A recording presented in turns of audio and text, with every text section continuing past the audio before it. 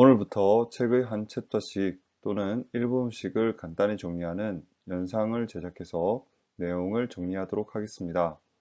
많은 학생들이 영상들을 보면서 내용을 잘 정리했으면 합니다. 앞으로도 잘 부탁하겠습니다.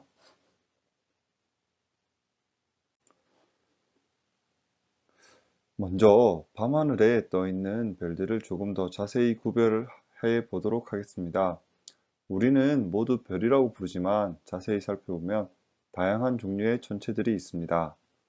우리가 말하는 별은 우리 태양과 같이 반짝이는 빛을 내는 천체를 말합니다.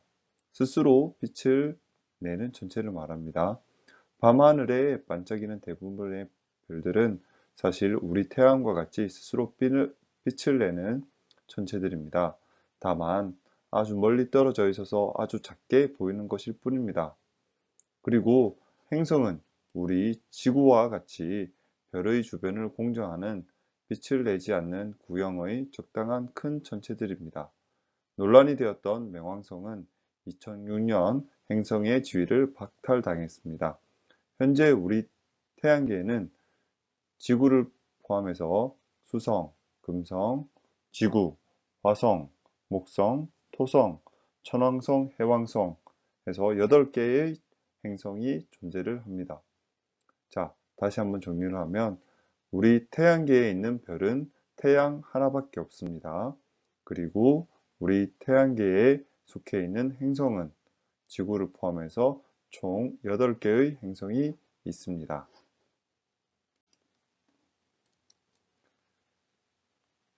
자, 그리고 맨눈으로 보기 힘들지만 망원경으로 자세히 살펴보면 훨씬 더 아름다운 천체들이 많이 있습니다. 자, 왼쪽에 보이는 것은 독수리 성운인데요. 성운은 우주 공간에 흩어져 있는 가스와 먼지들로 구성되어 꼭 구름처럼 보인다고 해서 성운이라고 합니다. 성운, 운이 구름 문자겠죠. 그리고 오른쪽에 보이는 별들은 반짝반짝이는 별들이 많이 모여 있는데요. 플레이아데스 성단입니다. 자, 성단이라고 하는 것은 별들이 많이 모여 있는 천체를 말합니다.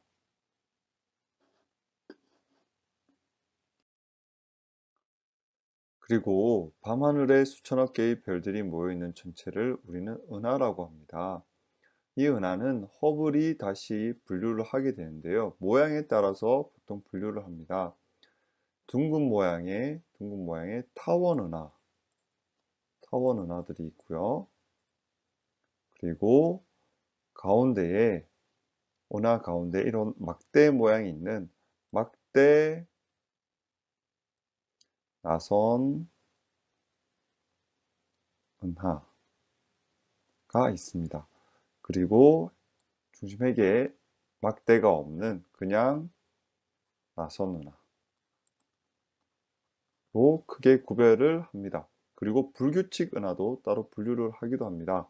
하지만 여러분들은 자, 타원 은하 그리고 나선 은하, 막대 나선 은하가 있구나 정도만 알아놓으시면 되겠습니다.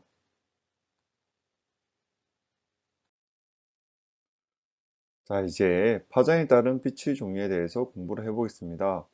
우리는 빛이라고 하면 우리 눈에 보이는 가시광선만을 보통 생각을 합니다. 하지만 빛은 우리가 다른 말로 전자기파라고도 합니다. 전자기파에서 파는 파동을 의미하고요. 전자기는 전기와 자기를 나타냅니다. 자, 쉽게 빛은 전자기파 또는 전자기파는 빛이다 라고 기억을 하시면 되겠습니다. 자, 이러한 전자기파는 파장에 따라서 감마선부터 전파까지 다양한 종류를 가지는데요. 먼저 감마선과 X선은 방사선이고요. 그리고 의료용으로 보통 많이 활용을 하고 있습니다. 방사선 자, 태양은 우리 눈에 항상 평온한 듯 보이지만 실제로 1초에 약 1조 개의 핵폭탄이 터지는 것과 같은 많은 에너지를 어떤 반응? 핵융합 반응을 통해서 방출하고 있습니다. 핵융합 반응에 대해서는 뒤에서 자세하게 살펴볼 것이고요. 자, X선으로 태양을 살펴보게 되면 지금 사진과 같이 평온한 태양이 아니라 극렬히 반응하고 있는 태양을 볼 수 있습니다.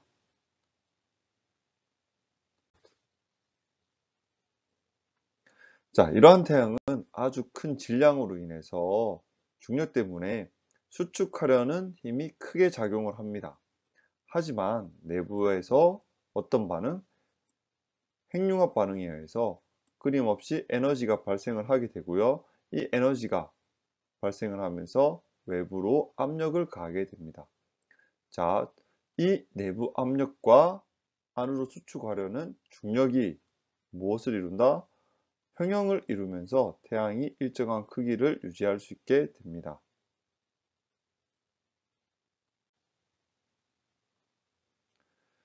자, 중력이라고 하는 것은 태양을 작게 수축시킬 수도 있지만 빛을 휘게도 합니다. 유명한 과학자인 아인슈타인의 일반 상대성 이론이 맞다라는 것이 이 중력 렌즈 효과를 통해서 증명이 되었는데요. 자, 일단 질량이 있는 물체는 주변 공간을 휘게 만듭니다. 지금 어, 고무판 위에 구슬이 하나 있다라고 생각을 하시면 되는데요. 고무판 위에 구슬이 있으면 구슬의 무게로 인해서 고무판이 휘게 되죠. 고무판이 이렇게 움푹 휘게 됩니다. 자, 그러면은 구슬을 굴리게 되면 어떻게 되나요? 구슬이 휘게 되죠. 똑바로 직진을 하는 것이 아니라 구슬이 이런 식으로 곡면을 따라서 휘게 됩니다. 자, 마찬가지로 질량을 가진 천체가 우주 공간에 있는 경우에 그 주변에 우주 공간이 이렇게 휘게 되고요. 멀리서 오는 별빛이 직진을 하는 것이 아니라 별빛도 이렇게 휘게 되는 겁니다.